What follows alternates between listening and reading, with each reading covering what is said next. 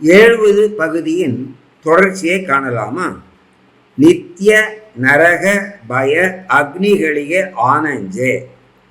ஞானிகளுக்கு சம்சார நரக அக்னி மற்றும் வேறு எந்த விதமான பயங்களும் இருப்பதில்லை. இதுபோன்ற துன்பங்கள் இவர்களை நெருங்குவதும் இல்லை. அவர்கள் எப்போதும் பரமாத்மனை நினைப்பதே இதற்கு காரணமாகும். பிரகல்லாதன் ஸ்ரீ ஹரியிடம் சம்சார பந்தம் என்ற பிறவி சுழற்சியை நினைத்துத்தான் நான் பயப்படுகின்றேன், எனக்கு இந்த பயத்தில் இருந்து மீள அருள்வீர்களாக என வேண்டுகின்றார். எதன் மீதும் பற்று இல்லாத வரை எவருக்கும் பயம் என்ற ஒன்று ஏற்படுவதே இல்லை. ஒரு ஊரில் சந்நியாசி ஒருவர் இருந்தார். அவருக்கு ஒரு சீடன் இருந்தார். சந்நியாசி தான் வைத்திருக்கும் பழங்களை தினமும் எலிகள் சாப்பிட்டு விடுவதால் என்ன செய்யலாம் என சீடரிடம் கேட்க, சீடரும் பூனையை வளர்க்கலாம் என்றார்.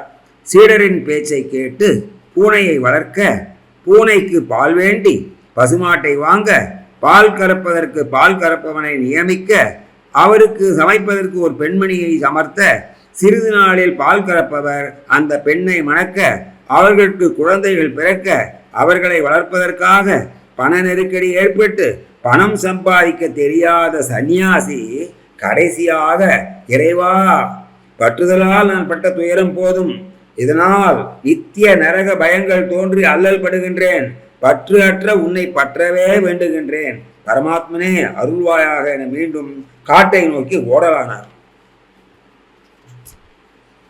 பகவத்கீதையில் சாங்கிய யோகத்தில் கூறியிருப்பதாவது, சாயதோ விஷயான் பும்சஹ சங்கத்தேஷு பஜாயதே சங்காத் சஞ்சாயதே காமஹ காமாத் க்ரோதோபி ஜாயதே க்ரோதாத் பவதி சம்மோகக சம்மோகாத் ஸ்மிருதி விப்ரமஹ ஸ்மிருதி பிரம்சாத் புத்திநாசோ புத்திநாசாத் பிரணச்யதி. அதாவது, பொருட்களை வேண்டி மனிதன் சிந்திப்பதால் அவற்றின் மீது மிகுந்த பற்று ஏற்படுகிறது. அந்த பற்றின் காரணமாக ஆசை எழுகின்றது. ஆசையின் காரணமாக அவை கிடைக்காத போது கோபம் வருகின்றது. கோபத்தின் காரணமாக மனமயக்கம் உண்டாகின்றது. மனமயக்கத்தின் காரணமாக நினைவு நழுவுகின்றது. நினைவு நழுவுவதால் பகுத்தறிவு சீர்கெடுகிறது. பகுத்தறிவு சீர்கெடுவதால் மனிதன் அழிகின்றான். இப்படிப்பட்ட பல அற்புதமான விஷயங்களை உள்ளடக்கி ஸ்ரீ ஜெகநாததாசர் நித்திய நரக பய அக்னிகளிகே ஆனஞ்சே என மிக சிறப்பாக குறிப்பிட்டுள்ளார். குருவர ஜெகநாததாசனின் குரு கோபாலதாசர். இவர் கணேச அம்சத்தை கொண்டவர்.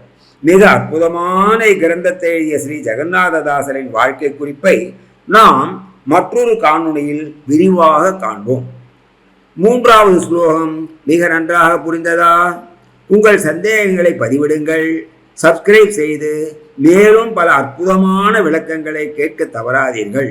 எமது 9வது காணொளியில் 4வது ஸ்லோகத்தை காணலாம். வாருங்கள் கற்போம்.